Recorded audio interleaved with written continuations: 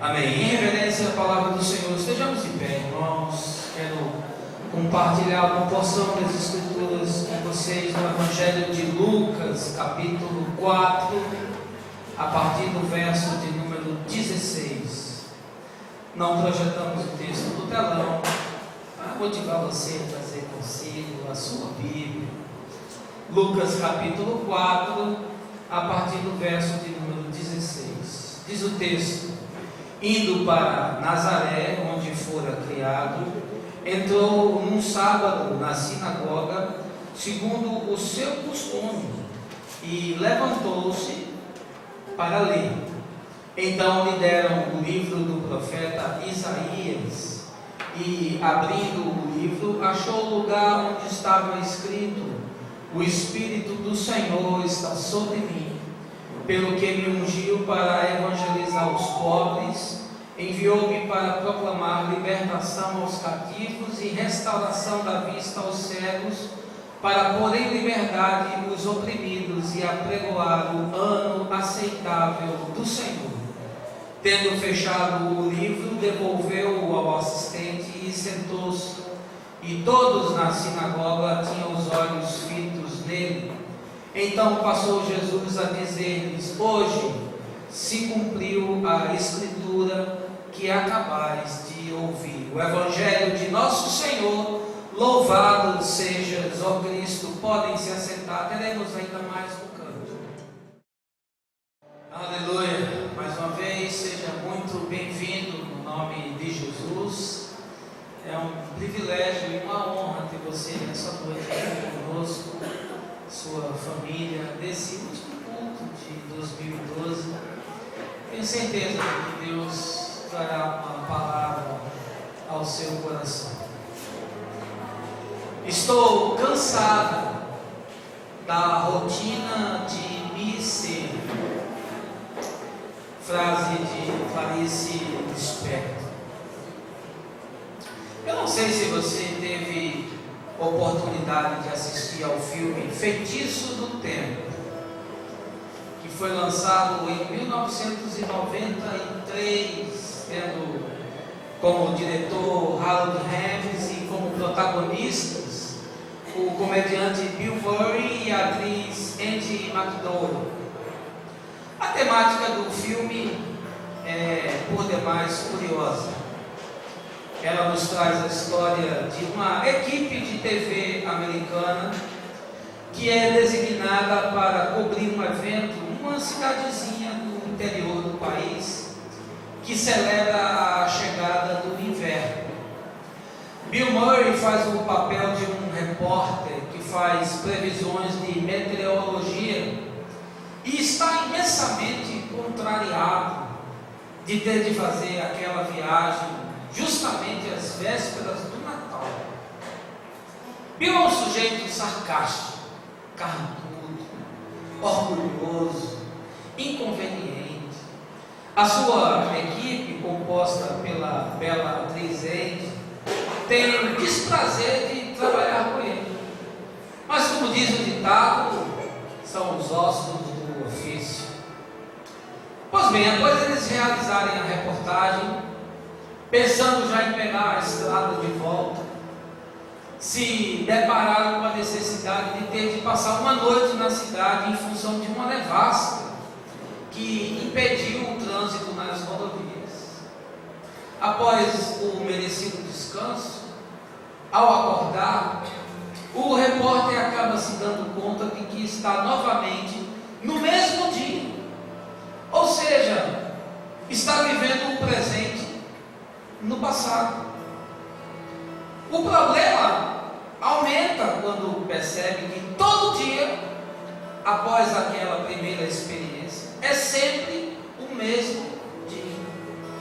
Na verdade, ele havia ficado preso num lapso de tempo e agora tinha que lidar com as mesmas situações de um único dia, todos os dias.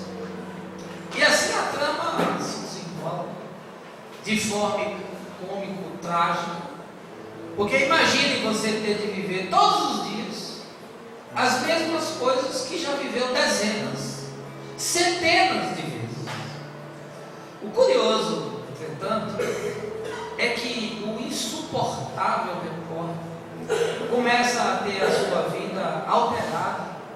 por causa desse fenômeno.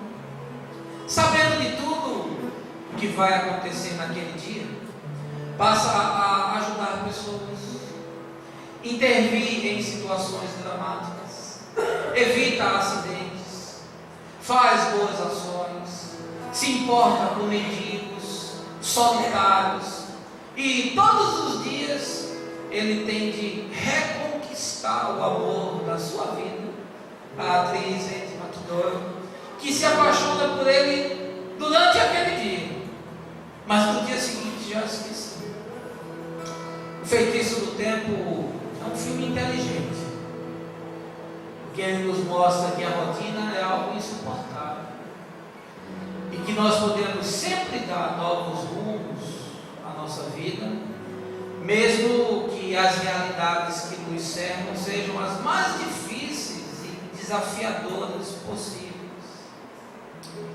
Foi lembrando desse filme que eu fiquei pensando o que deve ser não a repetição de um dia todos os dias, mas a repetição de um ano todos os anos. E por que eu imaginei isso? Porque ouvindo as pessoas, aconselhando-as quase que todos os dias desses anos, me envolvendo com dramas, dores, inquietações, alegrias e tristezas, conquistas e derrotas, acabei percebendo que, em muitos casos, as questões são sempre as mesmas, os fatos são recorrentes, os contornos são iguais, ou seja, entra ano, sai ano, e essas pessoas estão envolvidas com os mesmos assuntos, os mesmos problemas, estão diante das mesmas decisões e escolhas, estão como que presas ao tempo, rodando a velha roda de moinho da existência, sem sair do lugar, pois já deram voltas ao redor do mundo, mas nunca deixaram o ponto de partida. Estão anestesiadas pela rotina, presas à mesmice, tornaram-se escravas da repetição. Como disse o cantor e compositor Bob Marley, eu gosto do impossível, mas tenho medo do previsível. Meu querido amigo e minha amiga, meu irmão e minha irmã, o ano de 2012 está acabando. Estamos a alguns minutos da virada para 2013. E eu tenho uma pergunta para lhe fazer. Como será a sua vida nesse ano que se inicia? De que maneira você vai fazer o traçado, o caminho neste novo ano? Você fará tudo igual novamente? Vai repetir os mesmos erros? Vai fazer as mesmas escolhas? Vai se envolver com as mesmas questões? Chorar pelos mesmos problemas? Sofrer com as mesmas inquietações? Tudo de novo. Agora imagine a possibilidade de você ressignificar tudo isso. Imagine que você pode fazer tudo diferente, que pode passar um apagador nesse quadro que já foi escrito da mesma forma tantas vezes, e enfim fazer um desenho totalmente diferente, escrever coisas novas, ousar, ir por onde nunca foi, crer que é possível, que você é capaz, que Deus irá realizar o imponderável, milagres mesmo, que tudo, absolutamente tudo, pode ser como nunca antes foi. Imaginou? Não quer tentar? Não seria extraordinário? Nessa noite de fim de ano, nesse último culto que realizamos, eu quero falar sobre esse tema. quero lhe trazer verdades subjacentes ao texto de Lucas que lemos e lhe demonstrar que a proposta de Jesus para os habitantes de Nazaré e de toda a Palestina era novidade divina. Que eles pudessem fazer uma grande virada, uma guinada de 180 graus, uma revolução na agenda, nos projetos, nas escolhas, nas prioridades e nos planos. Nessa mensagem que eu intitulei Ano Novo, Vida Velha, vamos descobrir quais são as propostas de Jesus a partir da profecia de Isaías para todo aquele que quer andar em novidade de vida. Mas eu não vou prosseguir sem orar as coisas. Baixe a sua cabeça e feche os seus olhos. Senhor, entregamos a Ti esse ano, um ano difícil, de muitas lutas, de dificuldades das mais diversas, de perdas, de dores, de dramas, mas também um ano onde nós sorrimos, onde fomos visitados pela alegria, pela esperança, pelo conforto, pela paz, e em todas essas coisas que vivemos, nós somos mais do que vencedores. Essa noite, fala com o teu povo, esclarece-nos a tua palavra, traz o nosso pensamento cativo a Cristo, de tal forma que possamos compreender qual é a proposta do Evangelho, e para tal confronta-nos e conforta-nos, por amor a Jesus Cristo e com o perdão dos nossos pecados eu oro, no nome santo do Senhor. Amém. Queridos, esse capítulo 4 do Evangelho de Lucas é um texto que faz alusão a uma passagem de Isaías, capítulo 61. Dessa forma eu vou fazer uso de ambos os textos para lhe falar essa noite. Mas antes de chegar aos 4 pontos dessa mensagem, eu quero lhe convidar a entrar nessa cena. Eu quero lhe dar a honra de sentar-se na sinagoga de Nazaré, naquela manhã de sábado, e ouvir o filho de Maria e do carpinteiro José, que ali vivera por muitos anos, na sua homilia. Naquele dia, como de costume, todas as reuniões, havia chegado um momento dedicado à leitura de um dos pergaminhos dos escritos sagrados dos hebreus. O chefe da sinagoga, tendo nas mãos os rolhos de Isaías, chamou a Jesus para que ele fizesse a leitura designada para aquela parte da liturgia. Ele levantou-se, leu a passagem de Isaías 61 e depois assentou-se em seu lugar. A assembleia ali presente estava em silêncio. Todos queriam ouvir o que ele iria falar. A sua fama já havia chegado na sua cidade. Ele havia vindo de Cafarnaum, onde havia realizado muitos milagres, curado cegos, paralíticos, libertado endemoniados. E agora ele estava ali na sua cidade, diante daquele povo que o viu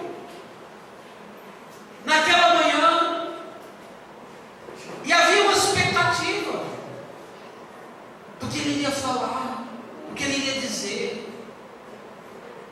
Talvez você, uma leitura rápida, não tenha se apercebido, mas naquele momento cumpriu-se uma das mais importantes profecias do Antigo Testamento e realizou-se um dos mais belos momentos da história.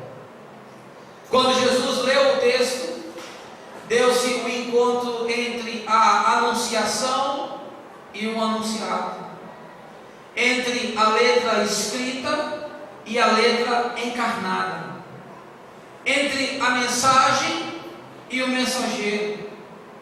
Jesus leu a respeito de si mesmo e assim declarou aos ali presentes: hoje cumpriu-se essa profecia.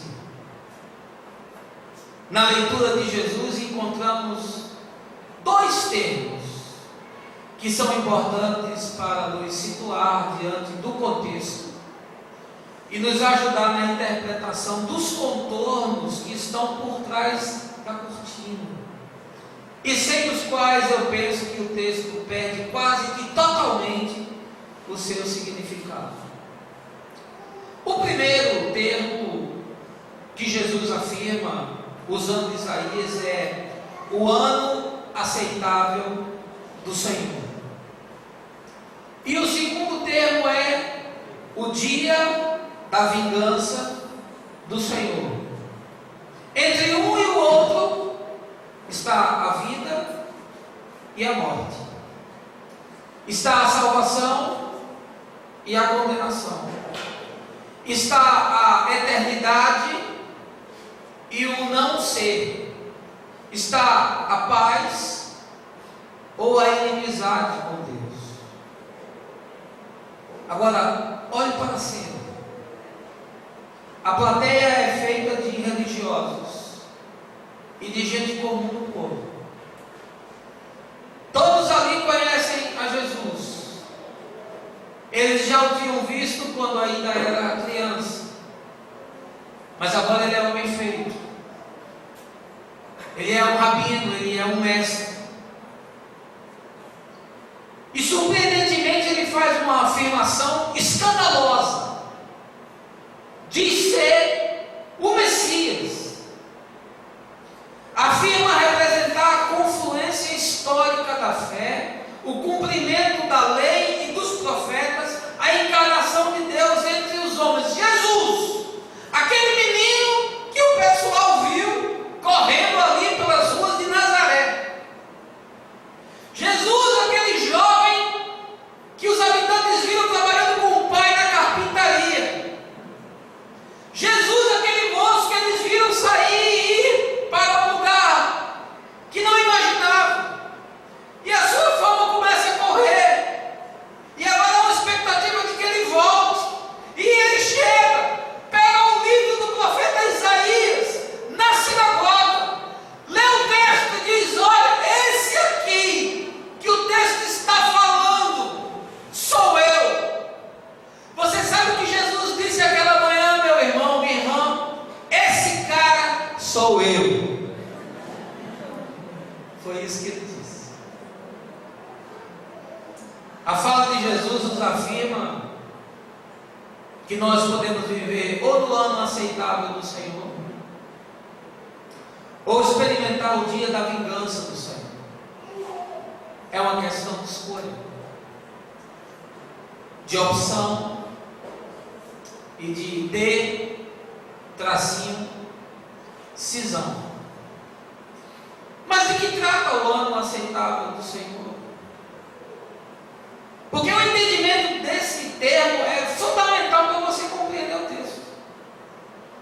Quando Jesus fala sobre essa expressão, ele está se remetendo à passagem de Levítico, capítulo 25, que fala do ano do jubileu.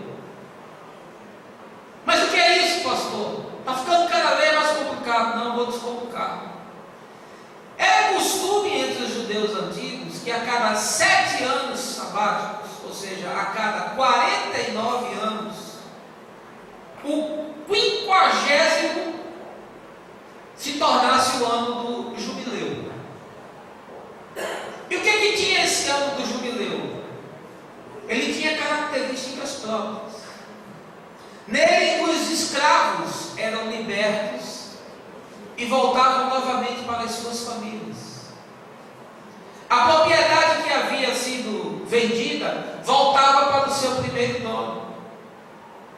As dívidas que existiam eram todas canceladas.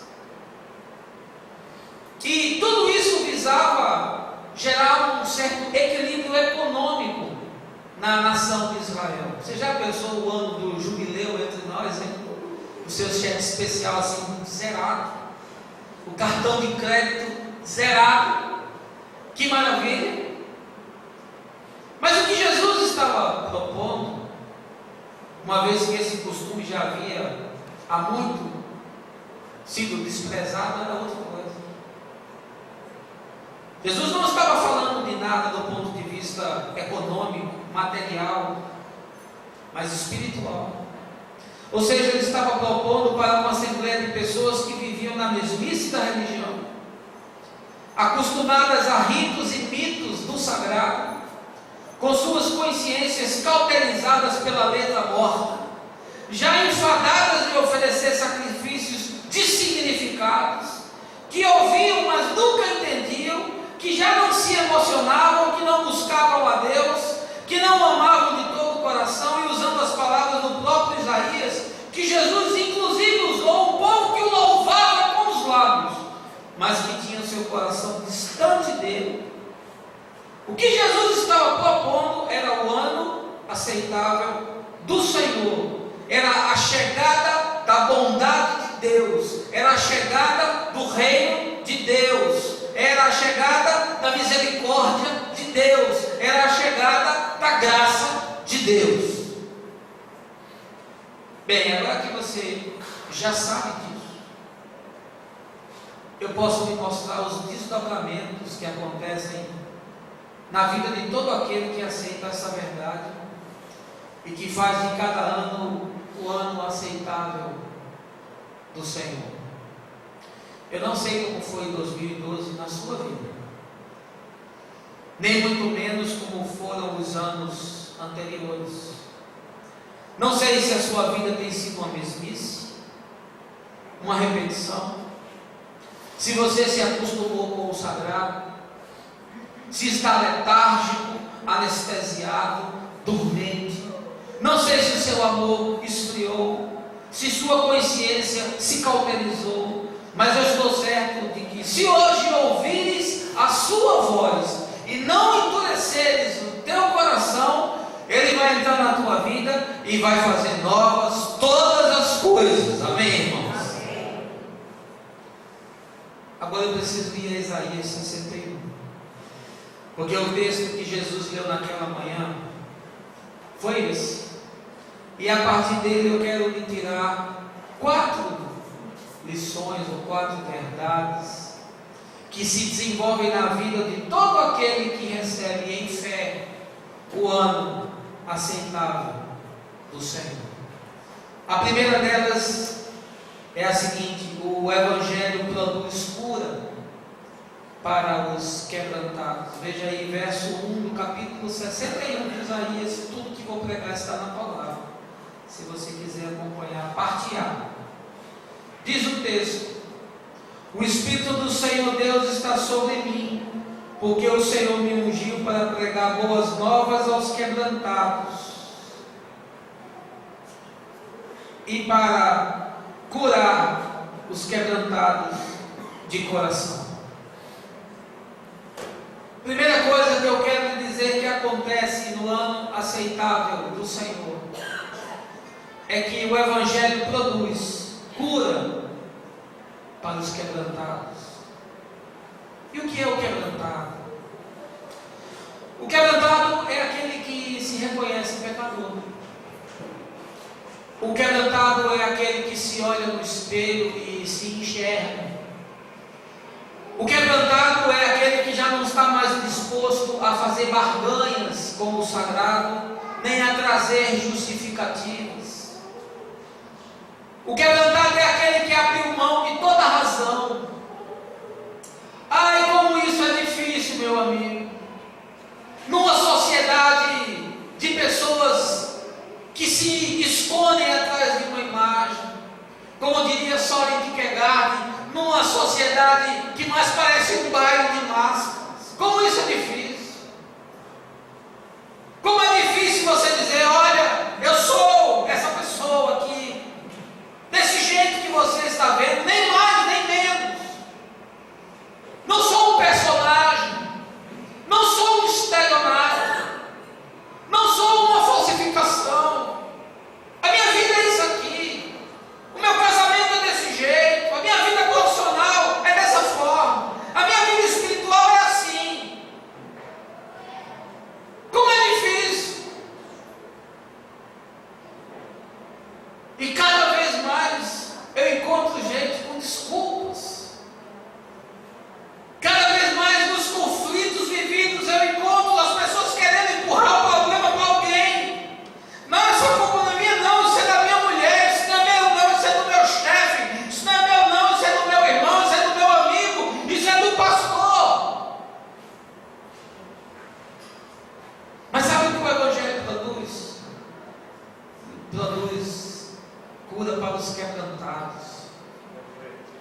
Quebrantado é aquele que desistiu da sua justiça própria.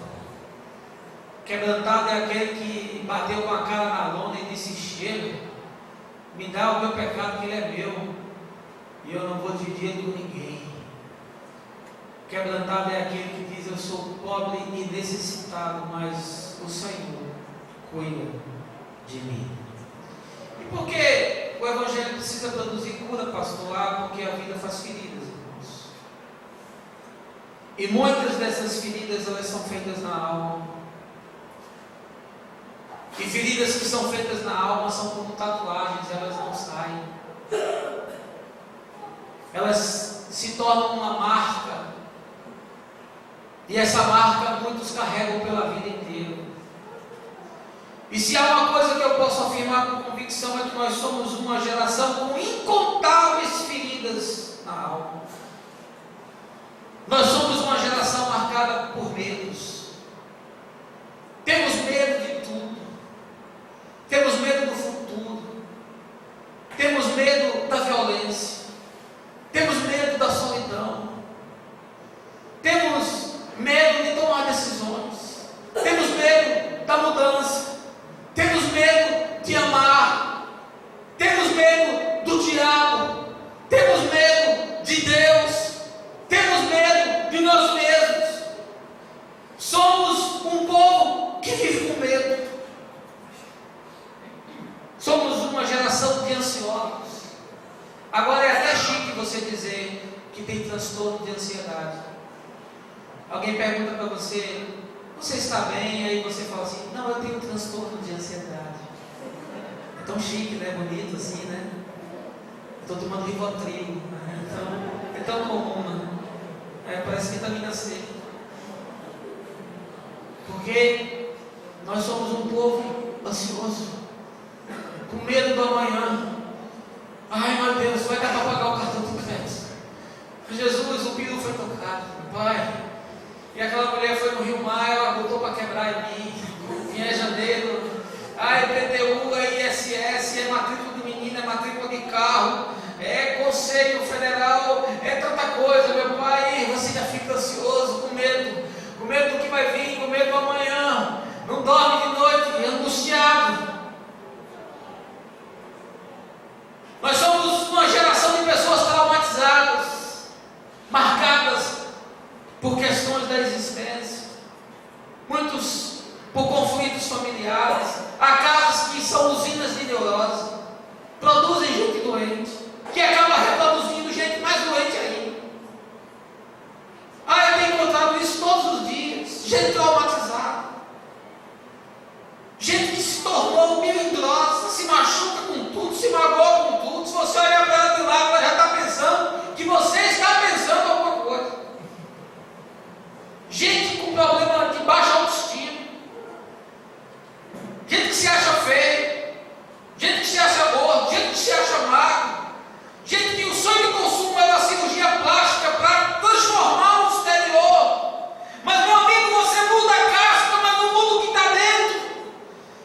Só tem um que pode mudar o que está dentro, e lá e remexer, e revirar, e refazer. E o nome dele é Jesus de Nazaré, amém?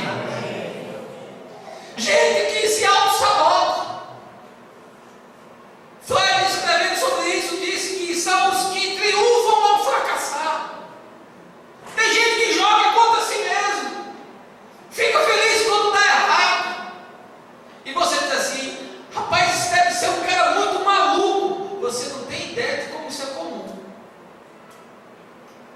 Gente masoquista que gosta de sofrer, que tem alegria quando a desgraça se abate sobre ele. Gente hipocondríaca. Você senta em 5 minutos, ele fala 15 doenças que ele tem.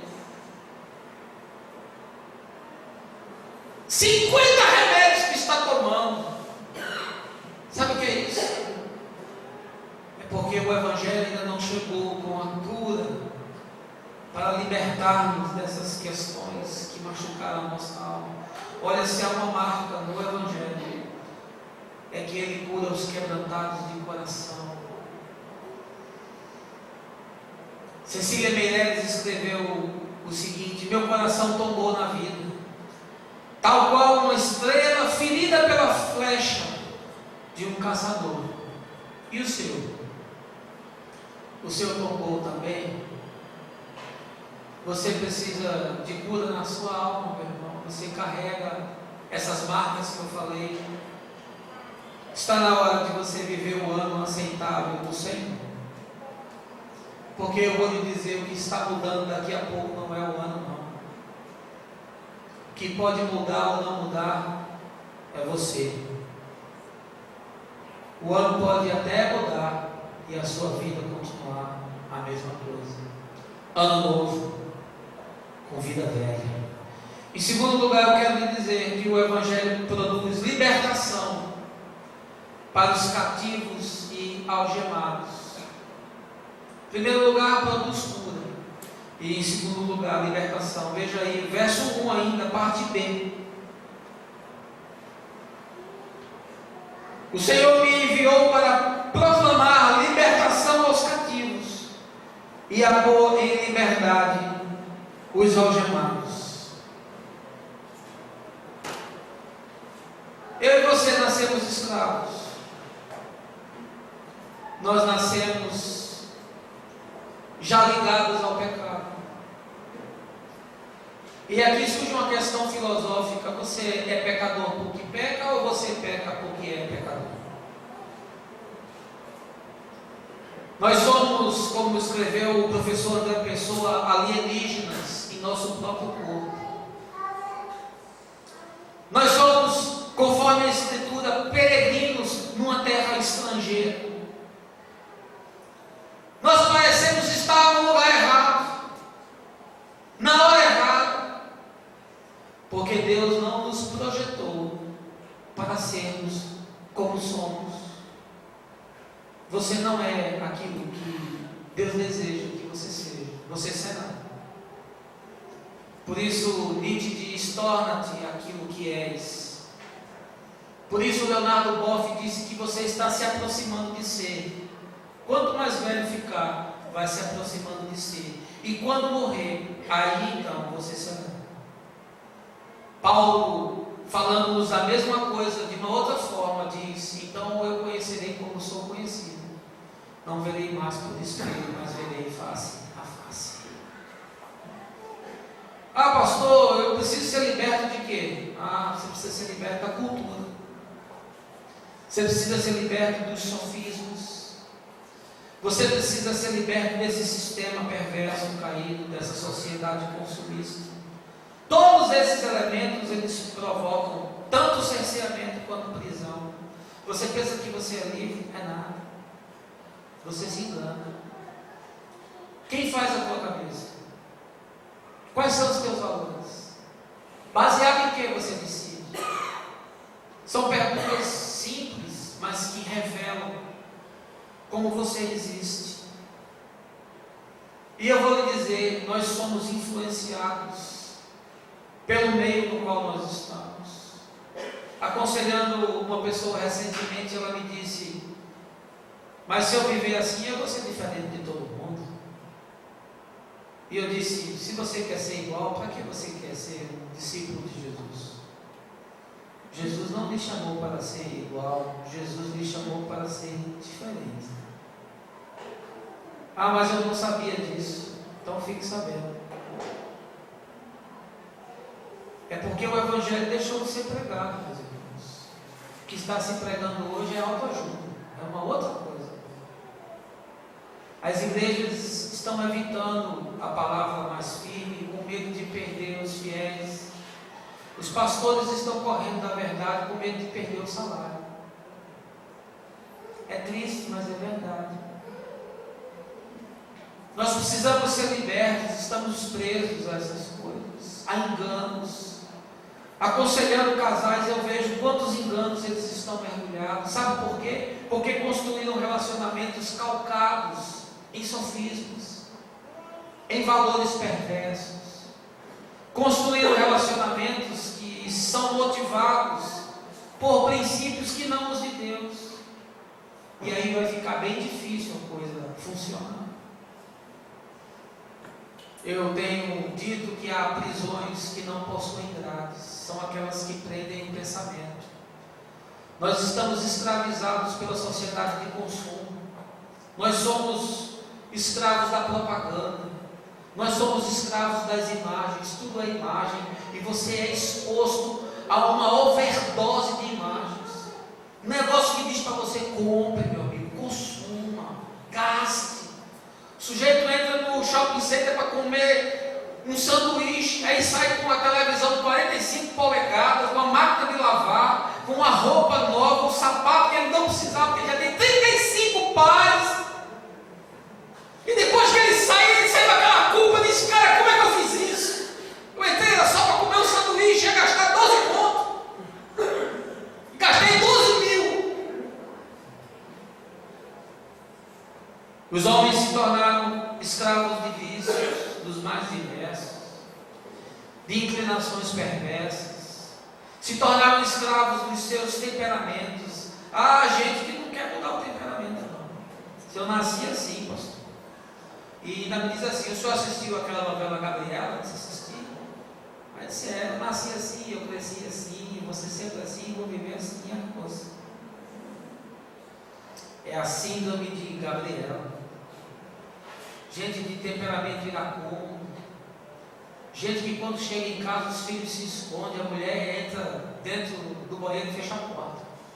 O banho dela dura 3 horas e meia, até ele dormir. Aí a paz volta a reinar na casa. Mulheres que só fazem reclamar. Provérbios fala sobre essas. Diz que a mulher rixosa é pior do que uma goteira. É para enlouquecer o sujeito. Comece a orar, meu irmão, para Deus levar ela para junto dele. E Senhor, leva o processo para junto dele. Não é o caso da minha, graças a Deus. Até porque se eu brincar hoje eu não como peru, né? Vou comer a ração de Júlio, meu cachorro. Nós nos tornamos escravos dessas coisas. Estamos algemados. Muitas vezes somos escravos de terceiros. Pessoas que se tornaram reféns de outros. Como eu encontro isso? Gente que é escravo da mãe, que se tornou refém do filho, que se tornou escravo do marido, que se tornou refém do emprego. Sabe para que o Evangelho foi anunciado por Jesus de Nazaré? Para que eu e você pudéssemos experimentar libertação. Ele veio para dar libertação aos cativos e para pôr em liberdade os algemados. Amém? Eu não sei qual é a prisão que você está. Talvez a sua prisão seja mental. Você está preso a sofismas. Você construiu uma lógica perversa existencial. Talvez a sua prisão seja um vício. Talvez você seja viciado em pornografia. Como se alastra esse negócio da pornografia? Virou uma indústria de bilhões de dólares. Com a internet, então, tudo fica mais fácil. Antigamente era só nas revistas, agora está em todo lugar. Talvez você seja viciado em um caráter flexível. Foi assim que alguém me conceitou. Ele disse: pastor, eu sou uma pessoa flexível. Eu disse: como é isso? Não, porque assim, eu gosto de emitir meia nota, eu não gosto de pagar imposto, eu gosto assim de ter caixa 2, eu sou uma pessoa flexível. Fala que você quer contador, me diga. Essa flexibilidade, como é que faz com isso? Não dá muito certo. É flexível. A gente que se viciou ainda trambique, na calote, em viver enganando. Tem irmão que você não pode deixar de chegar junto de você, é bom você sustenta logo a carteira, porque ele vai pedir alguma coisa, ele vai pedir um cheque, ele vai pedir para trocar um negócio. E é um problema. Nós nos viciamos às vezes em fazer as coisas da maneira errada. Mas eu quero lhe dar uma boa notícia. Jesus veio para nos libertar, quebrar as nossas algemas, para pôr em liberdade os encarcerados. Fernando Pessoa diz: a renúncia é a libertação. Não querer é poder. Que coisa linda. Só podia ser de um homem extraordinário como esse. Em terceiro lugar, eu quero lhe dizer que o Evangelho produz consolo para os que choram. Veja lá, verso 2b e 3a. Diz que o Senhor vem até nós para consolar todos os que choram e para pôr em Sião, sobre aqueles que estão de luto, uma coroa em vez de cinzas. Gosto muito da metáfora usada por Isaías. Era costume dos hebreus colocar cinzas sobre a cabeça quando ele se via diante de uma situação inusitada, quando ele se sentia amargurado, quando ele estava diante de uma tragédia, quando ele estava diante de uma situação irremediável. Isso aconteceu e você vê muito no texto de Jó. Você vê Davi, quando está orando ali pelo filho que está agonizando, ele rasga as suas vestes e coloca cinza sobre a cabeça. E aí o escritor diz que ao invés de você viver debaixo dessa perspectiva sombria e tenebrosa, Deus vai lhe dar uma coroa. E a coroa representa o prêmio para os vencedores. A coroa é para trazer beleza, a coroa é para trazer alegria. Olha, nós temos uma coroa de flores aqui, é muito melhor do que cinzas. Vinícius de Moraes, na sua poesia belíssima, diz: tristeza não tem fim, felicidade sim. Eu já aprendi aos 45, quase aos 46, que a vida é muito mais feita de dor do que de riso. Por isso o salmista diz: quem sai andando e chorando enquanto semeia, voltará um dia com alegria, trazendo os seus feixes. E é uma imagem curiosa, quem sai andando e chorando. Parece que a vida é isso. É andar e chorar. E enquanto você chora, as suas lágrimas se transformam em sementes de esperança, para germinar o solo castigado da terra, de onde brotará a salvação. Essa é a visão que tem quando leio esse salmo. Mas diz o escritor de Gênesis, usando uma metáfora, que a terra produz cardos e abrolhos. É uma metáfora que ilustra que a existência sem Deus é aridez, e que é capaz de ferir-nos com os seus espinhos. Por isso, o Evangelho significa esse ano aceitável do Senhor, que vem para nos trazer consolo, porque a vida se tornou árida, porque muitos se tornaram em sequidão de estio. Há pessoas que se tornaram cactos, você não pode chegar junto que você se fura. Nessa sociedade contemporânea, com tantas discrepâncias, nós temos uma multidão de gente que precisa de consolo. A injustiça impera. Eu não estou iludido com essa, digamos, apoteose que foi o julgamento do mensalão. Que bom que parece que os culpados vão para a cadeia.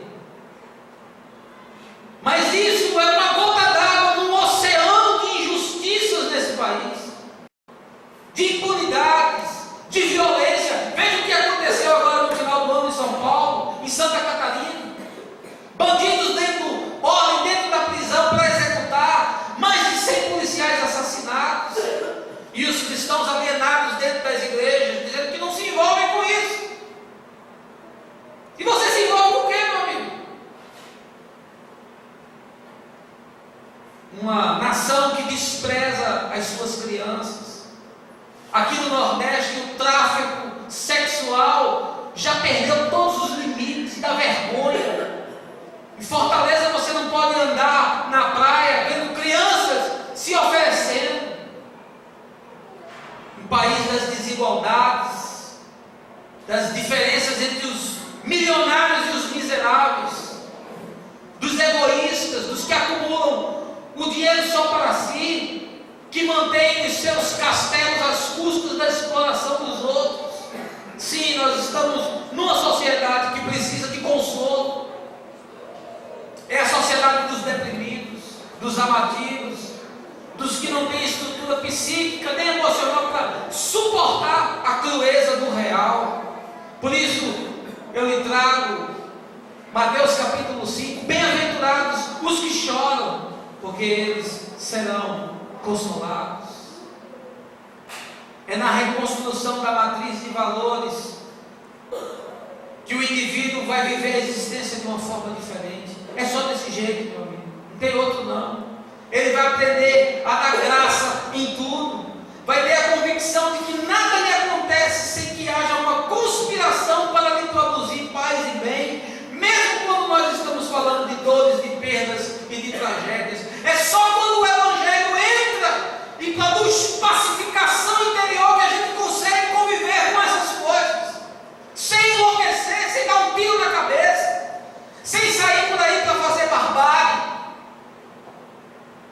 Porque o Evangelho é consolo, mas nós somos consolados também para ser agentes de consolação. Georges Bernanos, jornalista e escritor francês do século XIX, disse: a vida ensinou-me que ninguém é consolado sem que tenha primeiro consolado a outros. E em quarto e último lugar, eu quero lhe dizer que o ano aceitável do Senhor, nessa perspectiva do Evangelho, produz alegria para os desesperados. Veja aí, verso 3, parte B. Óleo de alegria em vez de pranto, e vestes de louvor em vez de espírito angustiado. O Evangelho produz alegria para aqueles que estão desesperados. Os israelitas acreditavam que Deus era uma propriedade deles. Eles criaram uma religião étnica, onde a salvação estava associada ao DNA. Era um Deus confiscado a fronteiras geográficas, culturais, sociais e até religiosas. Mas Jesus quebrou tudo isso. Jesus destruiu todos os obstáculos e incluiu quem estava do lado de fora e chamou para a festa os indígenas. Porque eu e você, lembrando do apóstolo Paulo, éramos estranhos às alianças da promessa, mas nós somos enxertados na videira. Não éramos povo, mas agora somos. Pela fé, nos tornamos filhos de Abraão. Por isso o Evangelho produz alegria para quem está desesperado. Não havia salvação para mim, eu não sei para você, mas para mim não tinha jeito. A minha ofensa era imperdoável, a minha dívida era impagável, mas eu fui justificado pelo sangue e fui salvo pela graça. Eu que nunca imaginei na minha vida que Deus me chamaria para estar num púlpito falando com pessoas. Eu que nunca imaginei que um dia na minha vida estaria escrevendo para centenas de milhares de pessoas. Eu que sei de onde saí, e eu que sei quem eu sou, fui alcançado por essa graça. E esse Jesus me convidou para a festa do perdão, e ele disse: pode entrar, a casa do Pai agora é a sua, seja muito bem-vindo. E eu me alegrei. E o salmista diz: os humildes ouvirão e se alegrarão. O Evangelho produz alegria para aquele que está abatido, para aquele que está desesperançoso. É por isso que você às vezes vê pessoas em circunstâncias inimagináveis com um sorriso nos lábios. Você diz: só pode ser maluco. Como é que uma pessoa vivendo a circunstância que ele está vivendo ainda mantém um sorriso nos lábios? É fácil, meu amigo. É porque há um Deus nos céus. E a alegria do Senhor é a nossa força. Há um sorriso nos nossos lábios, porque um dia houve lágrimas no rosto dele. Há um sorriso em nossos lábios, porque um dia houve pregos traspassando as mãos dele, os pés. Há um sorriso em nossos lábios, porque um dia uma coroa de espinhos foi fincada na sua cabeça. há sorriso em nossos lábios, porque ele foi esbofeteado. E Isaías diz: foi traspassado pelas nossas transgressões. A paz que nós desfrutamos é o castigo que estava sobre ele. Lembrando o salmista, quando o Senhor restaurou a sorte de Sião, ficamos como quem sonha. A nossa boca se encheu de riso e a nossa língua de júbilo. É isso que o ano aceitável do Senhor faz. Agora eu quero lhe fazer uma pergunta, e a você que me assiste também. Como vai ser 2013? Igual a 2012? A 2011? A 2010? Você vai manter os seus rituais e as suas liturgias, as suas crenças e convicções? E agora, José, como diria o Chico, o que fazemos? Veja o que diz o texto. O Espírito do Senhor Deus está sobre mim, porque o Senhor me ungiu para pregar boas novas. Sabe o que é que você pode fazer em 2013? Você pode pregar a boa nova. E sabe qual é a boa nova? A boa nova é que o Evangelho produz cura para os quebrantados, produz libertação para os cativos e algemados, produz consolo para os que choram e produz alegria para os desesperados. É para isso que nós fomos chamados. E o verso 4 diz que eu e você, após experimentarmos isso, edificaremos os lugares antigamente assolados, restauraremos os de antes destruídos e renovaremos as cidades arruinadas, destruídas de geração em geração. Você foi chamado para restaurar. Você foi chamado para reerguer. Você foi chamado para renovar. Você conhece o exemplo da águia? A águia é um animal que, na sua espécie, que tem maior longevidade. Ele vive 70 anos. Aos 40, tem de tomar a mais difícil decisão da sua vida. Já com unhas compridas, que se tornaram flexíveis, a águia tem dificuldade em apanhar a sua presa. O bico, que era alongado e pontiagudo, se curvou com o tempo. As asas se tornaram envelhecidas e pesadas em função da grossura das pernas.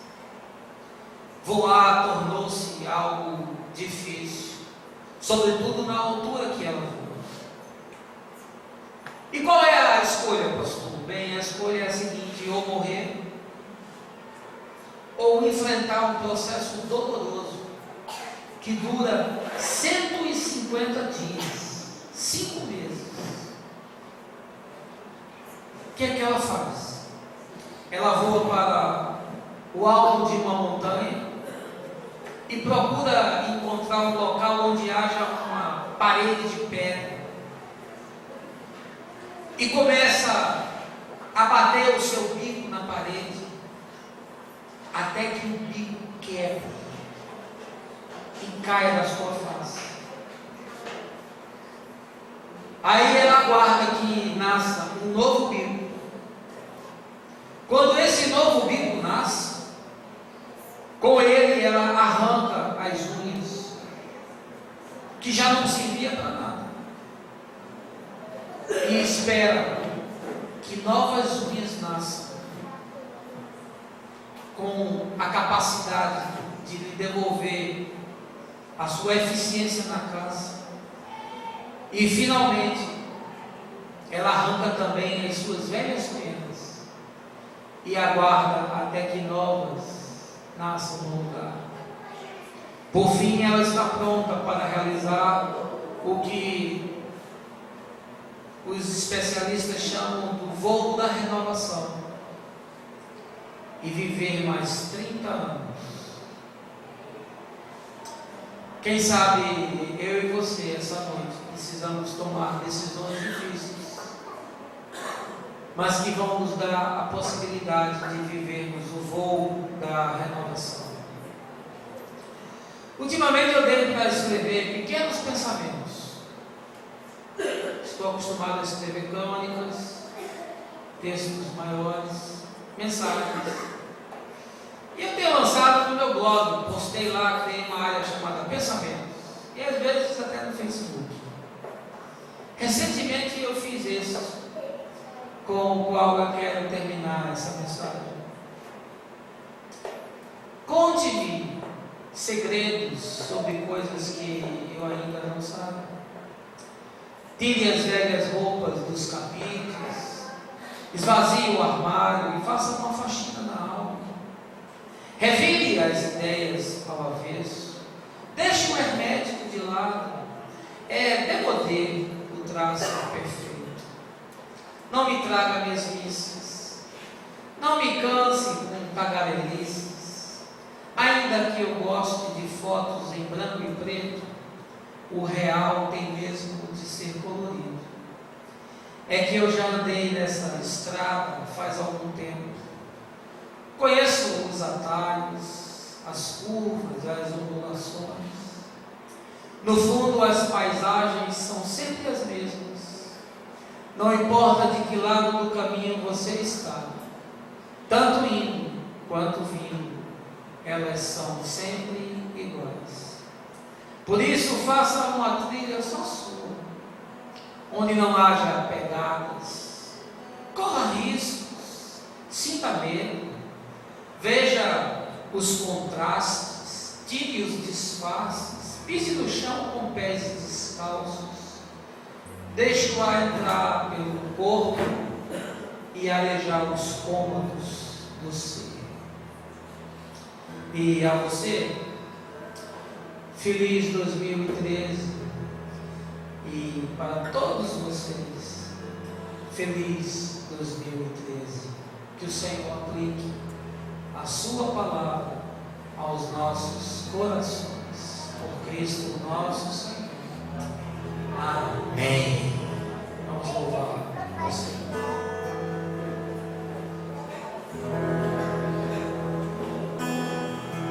Espírito do Senhor, Deus está sobre mim, porque o Senhor me ungiu a pregar boas novas quebrantados e enviou-me a curar os quebrantados de coração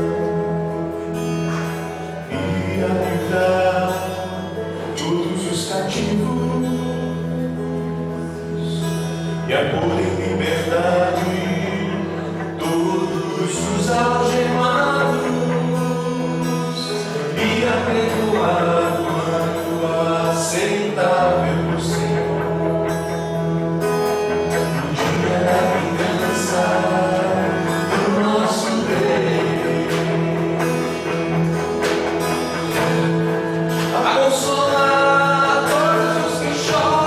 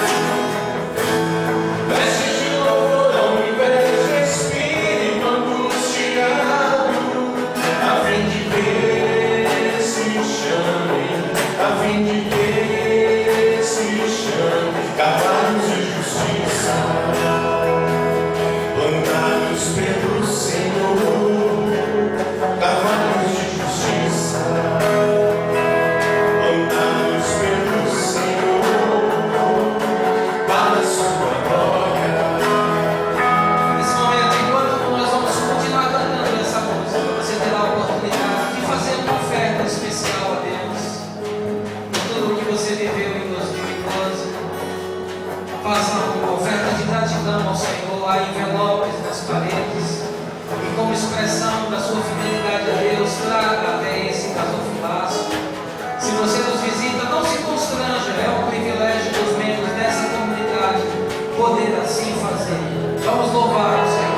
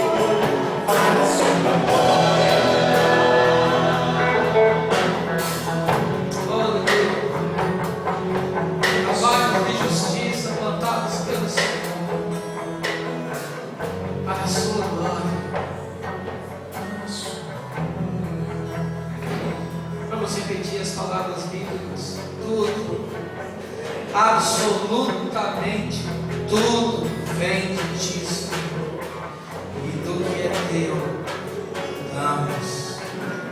Amém. Pode se sentar.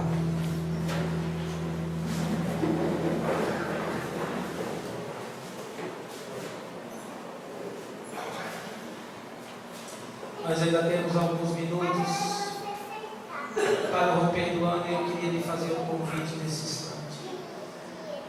junte-se com a sua família, tenha os seus filhos agora ao seu lado, mesmo que isso produza alguma desarrumação. E vamos estar orando, colocando o ano que vai entrar diante de Deus. Junte-se com os seus, e se você não está com sua família, junte-se com o irmão, fique ao seu lado. Queremos que todos agora estejam orando. Eu gostaria que reduzissem as luzes, André, por favor. E quero convidá-lo a estar diante de Deus nesse instante.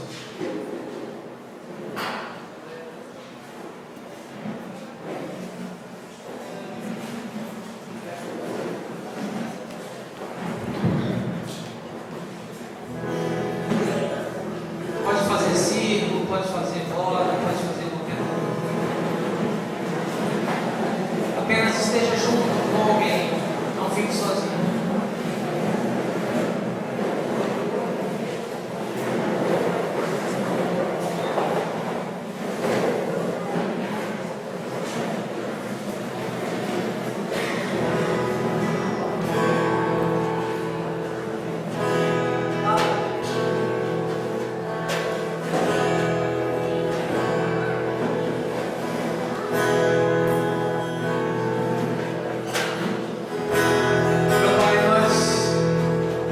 Nos unimos agora aqui como família de Deus.